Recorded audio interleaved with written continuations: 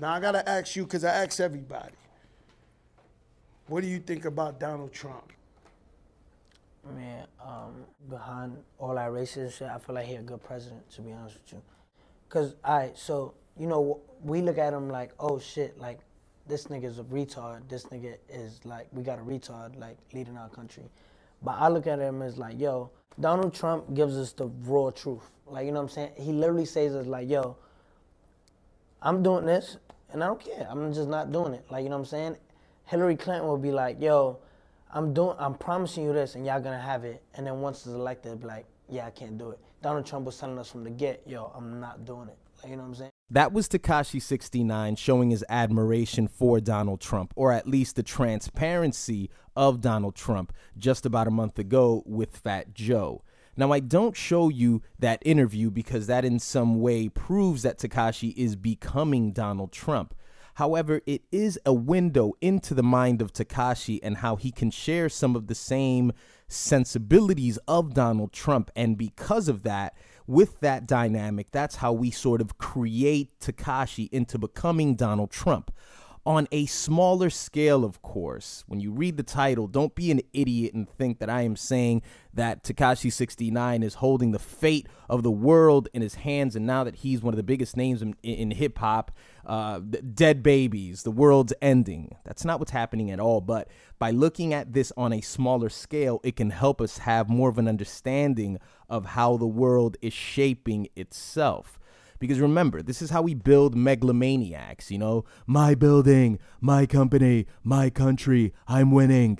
That's how it turns into my city, my gangster, I'm winning. You know, there's even a similarity in the language, but we're going to go into the few similarities that they have. And the first one that I want to start off with is they're both unconventional. Donald Trump, grab him by the pussy. He's not a politician. He's a reality TV star. Tekashi, he's a malcontent. He's a misfit. He's from New York City with rainbow hair, which in the current state of hip hop, that's not really unconventional. But when it comes to conservative, boom bap, traditional New York City, it's very unconventional. The media is a very obvious thing that they have in common. Obviously, with Trump, you have Fox News. They go against Trump, but they mostly lean towards Trump, especially when you compare it to what you hear on MSNBC and CNN. The headlines that you read on Fox News, we tend to just think that it aligns with the feelings of the Trump administration. And now Academics is now becoming a PR firm for Tekashi69. I saw him react to the Breakfast Club interview, and he's trying to show us that he's impartial, but he's already been compromised. It's not what you say, it's what you do. We see you sit poolside with Tekashi. We see you at shopping malls with Tekashi. So no matter if you go against him or you agree with him within that interview, your personal relationship with him is so intense that it's blinding to us now. Your integrity's been compromised completely. Plus, you frame the Breakfast Club and every other radio show as enemy territory. Even if that's true, and I can agree with a lot of it, it's still self-serving because you have to remember that you are the media and you have to remain impartial so you can deliver news in a trustworthy way. Quote unquote news. The next one is misconduct. Trump, sexual charges, rape charges currently against him, the Stormy Daniels situation, Tekashi obviously having that situation with a minor, charges that he pled guilty to. Propaganda is probably the most interesting one out of all of these, because if you think of anyone who has opposed Tekashi, whether it be YG, The Game, Myson, there's a two-word phrase that he has used in defense of that, and that's clout chasing, which is annoying to me, or getting annoying, because the hip-hop conversation is getting diluted because of this word. I mean, since the beginning of time when rappers do things, the assumption is always attention, attention. They're seeking attention.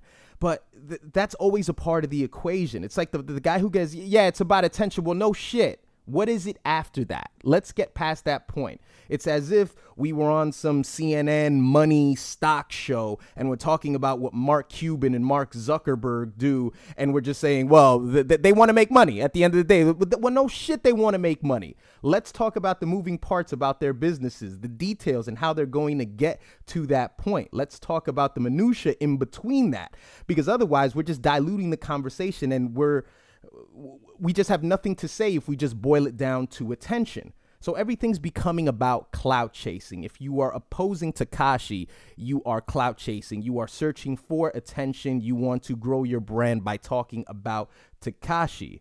Now, in that same way, when Trump was questioned during his campaign trail, if he had an incorrect fact, it was fake news. Questioned about Russia, fake news. Corrupt real estate practices, fake news.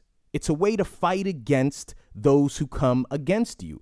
And it makes you into a hero no matter what. Because if there's something incorrect, if Tekashi just so happens to get his chain snatched by somebody, you know, all the shit that I don't really care about, but that he's put into the conversation now, that's all going to be cloud chasing. It's just cloud chasing. It's lame. It's cloud chasing. It's fake news. But we make people into a hero no matter what, because whether they are incorrect, it's because the opposition is corrupt. The opposition is unfit, and they are deceptive, and they are coming for me because I'm this great, big, bad thing. And now it's just fake news. So this is how we create people. This is how we create megalomaniacs. This is how it begins to be my building, my company, my country, I'm winning, my city, my gangster, I'm winning. And now another part of this that's becoming a thing and railing totally off track is Tekashi being compared to Tupac. I mean, there's so many reasons as to why that's incorrect and way off the mark. But let me just say something. Tupac's definition of winning wasn't a superficial thing. It wasn't selfish. It was all inclusive to the community. It had to do with him as well. You could look up clips of Tupac and see Tupac counting money. You could see him flashing. Of course, that's a part of anybody. People forget. Tupac died at the age of 25, okay? Tupac was a quote-unquote young nigga.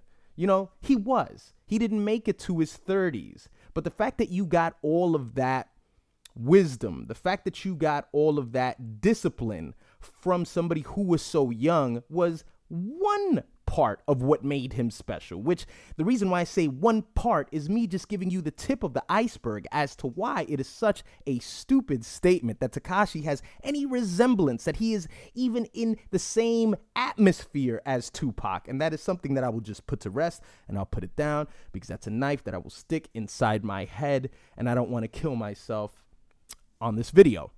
I really feel like the Breakfast Club intended this interview to be like the Fat Joe interview was for Tidal with Tekashi. 1,000,000%, they are plotting on you. Nah, my nigga, no. you got a lot of energy around you. So the question is, do you want to be successful?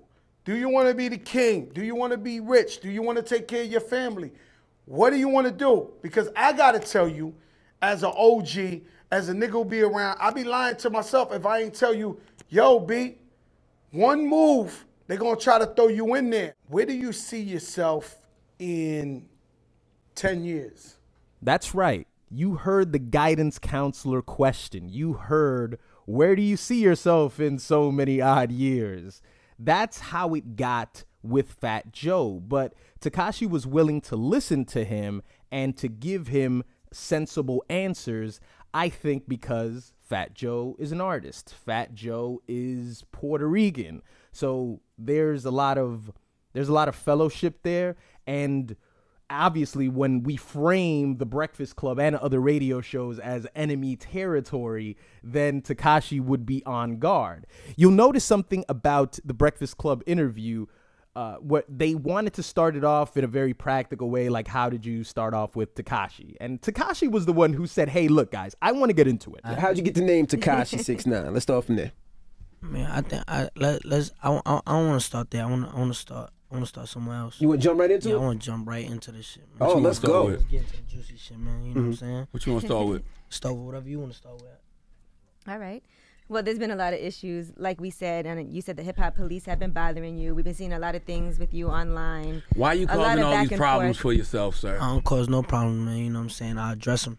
That's me. I want to get into it. I want to fight. Let's fight. Let's make this something more profitable for me, something that's going to be more beneficial, probably to the rest of the room from a grand scale.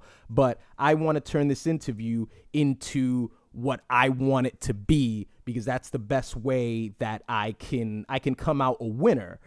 And you can't blame Charlemagne and you can't blame the rest of the Breakfast Club, because they're adults. And when I say adults, I mean when you finally reach the age of reason. Yeah, that could be at 20, that could be at 25, it could be at 18, it doesn't matter. When you reach the age of reason and you know that the things that you say will bear consequences, if not now or in the future, it's just a law of the world, and anyone who has lived understands that.